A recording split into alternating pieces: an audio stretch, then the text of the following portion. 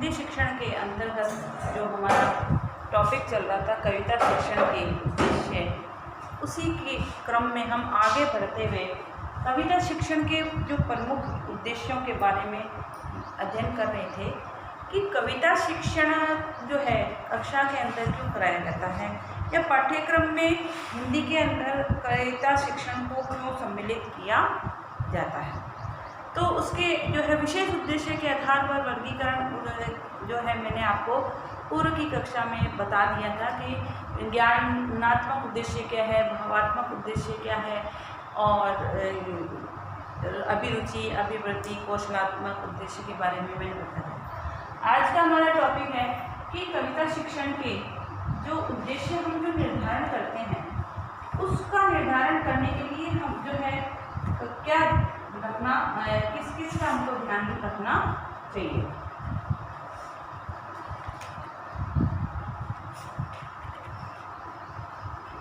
इसमें आप लिखिए पहला कि कविता शिक्षण के जिन उद्देश्यों की हमने चर्चा की है उसकी सीमा कविता और कक्षा के आधार पर निश्चित होती है कि हर कक्षा, हर वर्ग के विद्यार्थियों के लिए एक जैसे शिक्षण उद्देश्य निर्धारित नहीं किए जा सकते। प्राथमिक स्तर पर बालक की कविता शिक्षण के उद्देश्य अलग होते हैं, माध्यमिक स्तर पर अलग होंगे और उच्च प्राथमिक स्तर पर अलग होंगे। तो वह वर्गीकरण जो है अलग अलग स्तर के अनुसार निर्धारित किया जाता है। अब जो है हमारा आज का जो टॉपिक है कि कविता शिक्षण के जो उद्देश्य हैं वह प्राथमिक स्तर में जो है बालकों की क्या रहनी चाहिए। तो पहला है प्रस्तुत कविता के शिक्षण में भाषा एवं शैली के किस अंग और किस स्वरूप का ज्ञान कराया जा सकता है। पहला उद्देश्य है कविता शिक्षण के द्वारा भाषा शैली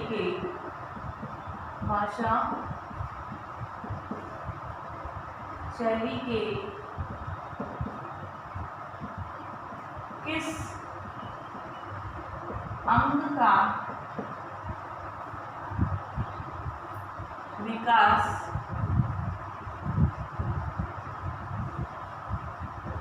किया जा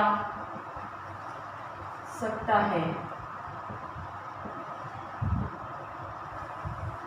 दूसरा उद्देश्य है छात्रों को अर्थबोध और भाव अभिव्यक्ति करने के कहाँ और कितने अवसर प्राप्त होते हैं।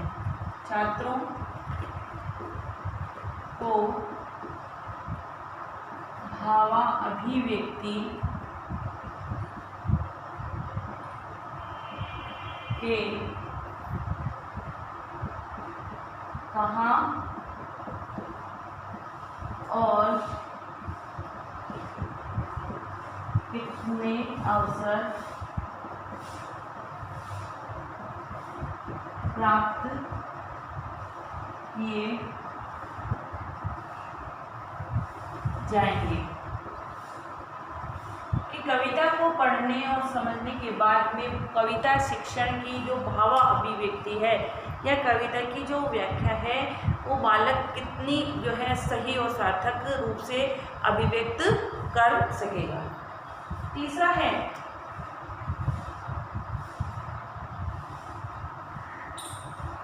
उस छात्रों में किन किन रुचियों का विकास। छात्रों में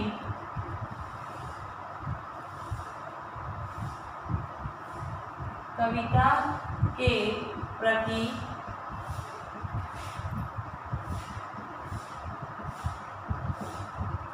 रुचियों का विकास करना। और चौथा है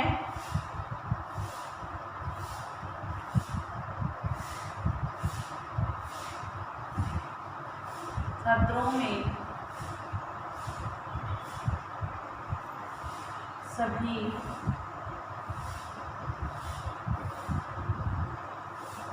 स्तरों के आधार पर अभिवृत्तियों का विकास करना, कि छात्रों में के स्तर के अनुसार उद्देश्यों का निर्धारण करके छात्रों में कविता के प्रति भाव अभिव्यक्ति या कविता की व्याख्या करने की का कौशल विकसित करना, और छात्रों की रुचियों को कविता के प्रति छात्रों के अंदर विद्यार्थियों के अंदर रुचियाँ डेवलप करना, अभिव्यक्तियों का कविता बनाकर कविता की अभिव्यक्ति करने का कौशल विकसित करना, ये जो है प्रमुख जो है उद्देश्य माना गया है। अब है कि यह सब विचार करते समय हमें कविता के साथ साथ बच्चों के स्तर को सामने रखना चाहिए। हमें यह भी देखना चाहिए कि बच्चों के स्तर के अनुसार, कि जिस स्तर के बालक है उस स्तर के अनुसार कविता शिक्षण के उद्देश्य निर्धारित किए गए हैं या नहीं किए गए। यदि ऐसा नहीं होता है तो विद्यार्थी कविता के अंदर रुचि नहीं लेंगे। भाषा का ज्ञान कितना हुआ है? जब हमने कविता शिक्षण के उद्देश्य निर्धारित कर लिए हैं तो फिर हमको ये जांच करना कि हमारे शिक्षण के कविता के पढ़ाने के बाद विद्यार्थियों का भाषा से संबंधित जो डेवलपमेंट होना चाहिए, जितना होना चाहिए उतना डेवलपमेंट हुआ है या नहीं हुआ है। इस आधार पर जो है कविता का हमको उद्देश्यों की जांच करनी चाहिए। कविता का भाव किस सीमा तक बालक ग्रहण कर रहे हैं।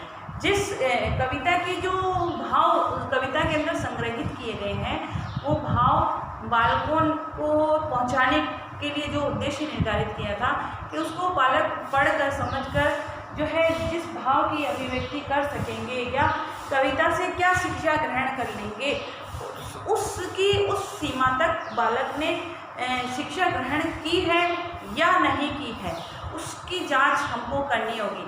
क्योंकि कविता कवि ने जिस उद्देश्य को लेकर लिखी है और उस उद्देश्य की प्राप्ति यदि विद्यार्थियों को नहीं हुई है तो हमारा शिक्षण कार्य करना व्यर्थ हो जाएगा, सही नहीं होगा। ठीक है। इसके बाद नेक्स्ट है कि उनमें विभिन्न और फिर उनसे अपने शब्द जो उसके अंदर कठिन शब्द आए हैं, जो नए नए शब्द आए हैं, उन नए शब्दों को विद्यार्थी जान और समझ रहा है, पहचान रहा है या नहीं रहा। इसके बारे में भी इसमें जो है अभिव्यक्ति होनी चाहिए कि जो नए अभिव्यक्ति शब्द उसमें प्रयोग किए हैं, यदि विद्यार्थी उनको नहीं, उनके अर्थ को नहीं जानेगा तो फिर क्या होगा, फिर उसकी जो है अभिव्यक्ति उसको भावाभिव्यक्ति में कट नहीं आएगी, उसके भाव को वो समझ नहीं पाएगा और उसके भाव के को नहीं समझने के कारण उसकी व्याख्या भी वो सही ढंग से नहीं कर पाएगा। ठीक है। इस प्रकार से जो है कविता कक्षा शिक्षण में कविता और छात्रों के अंतर के साथ साथ कविता शिक्षण के लिए जो है उपलब्ध साधन है जो है स्तर के अनुसार उनको प्रयोग में लाना चाहिए। ठीक है।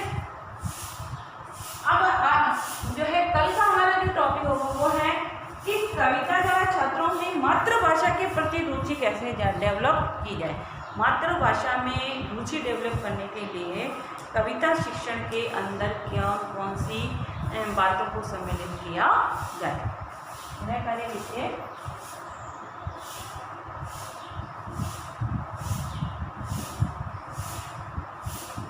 कविता शिक्षण के प्रमुख